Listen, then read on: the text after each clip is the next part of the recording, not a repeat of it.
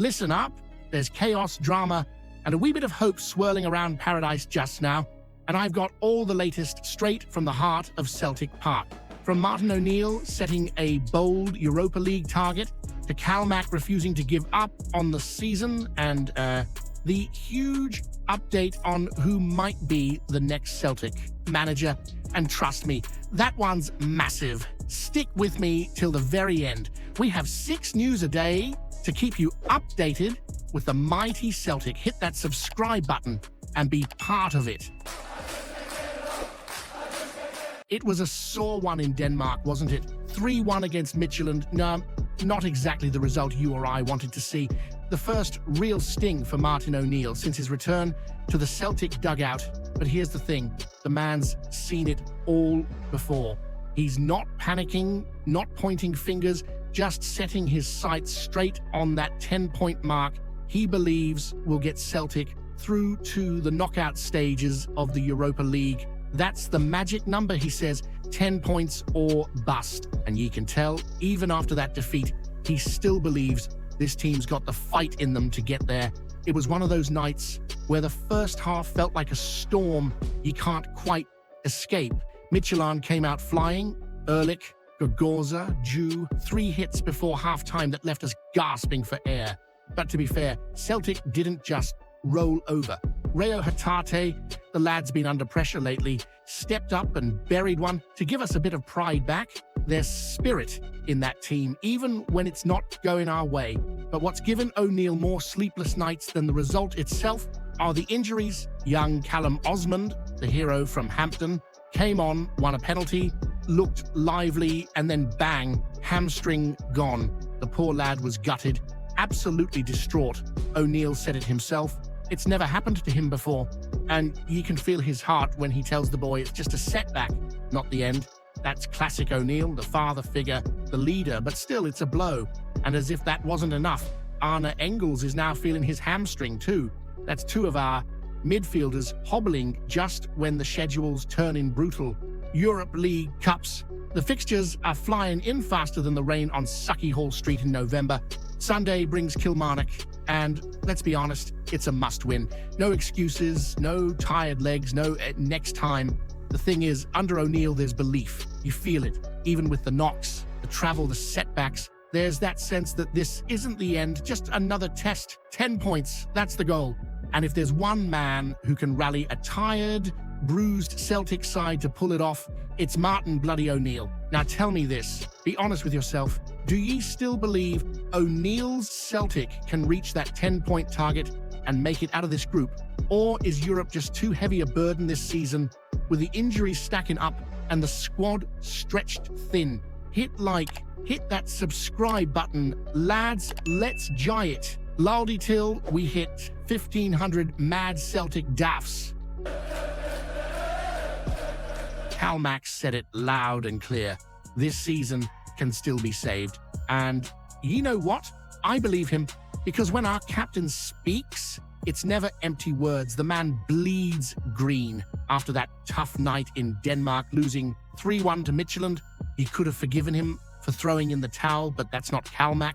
The lad's pure Celtic through and through, shoulders back, head up, and eyes locked on what's still to come. He's right, by the way. It's only November, for heaven's sake. The season's far from over, sure. Sitting 27th in the Europa League table, stings with just 4 points from 4 matches. It's hardly where we expected to be, but football's a funny old game. A wee run of wins and suddenly everything looks different. And don't forget, we've still got that cup final spot after battering the Blues at Hampden last weekend. I'll tell you, that win still warms the heart. The sight of those Rangers faces at full time could brighten even the darkest Glasgow night. Now, I'll not sugarcoat it. Europe's been brutal. 3 goals in 8 bloody minutes in Denmark.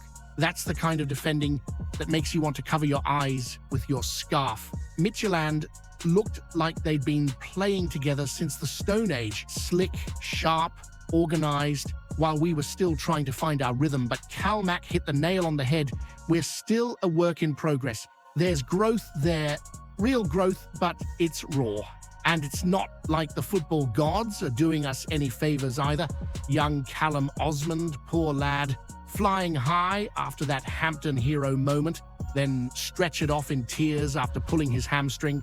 That's cruel, and O'Neill's squad's already stretched tighter than a drumskin. The man's practically holding the team together with tape and sheer willpower. Still, if there's one thing about this club, it's that we thrive when our backs are against the wall. Always have, always will. We've seen far worse days and come out singing louder than ever. Calmac's got that fire in his belly, and as long as he's leading from the front, I'm not writing off a single competition. The league, still alive, the cup, within reach, Europe, a mountain eye, but not unclimbable. So here's my question to you. You'll be honest now. Do you truly believe Calmac's right? Can this Celtic side turn it around and save the season? Or are we just hanging on to hope like a pint glass on a windy night in Sucky Hall Street? Hit that subscribe button, lads. Let's try it loudy till we hit 1,500 mad Celtic daffs. Well, here we go again, eh? Another day, another twist in the Celtic manager saga, and this time it's got that Nordic flavor to it. Word is Kjetil Knutsen's now stormed into pole position to become the next man in the Parkhead hot seat. And honestly, after that shambles in Denmark, you can almost feel the urgency coming from the boardroom. Knutsen's name isn't just floating around for fun, mind you.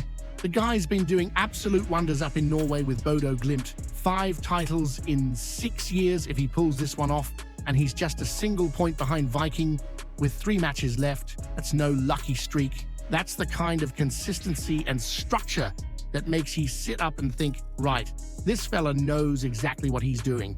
And the timing couldn't be more poetic, could it? We were in bloody Scandinavia getting taken apart by Midtjylland. 8 chaotic minutes that looked like a horror film for Celtic fans, and suddenly the talk shifts to another Scandinavian, one who might actually bring order back to the chaos. Johan Mjalby, a man who knows this club like few others, came out singing Knutsen's praises before the game, said he'd be a perfect fit, somewhere between Brendan Rodgers' silky football and Martin O'Neill's raw physical edge. That's a combination any Celtic fan would bite your hand off for. And I'll tell you this, that perfect fit chat has got Parkhead buzzing again. Because let's be real, O'Neill's done a grand job steadying the ship, but you can see he's only meant to be a bridge, not the long-term answer. That performance in Denmark was a reminder. If we want to be proper European contenders again, we need more than spirit. We need identity, structure, vision. Knutsen's teams play fearless football, pressing high, playing out from the back.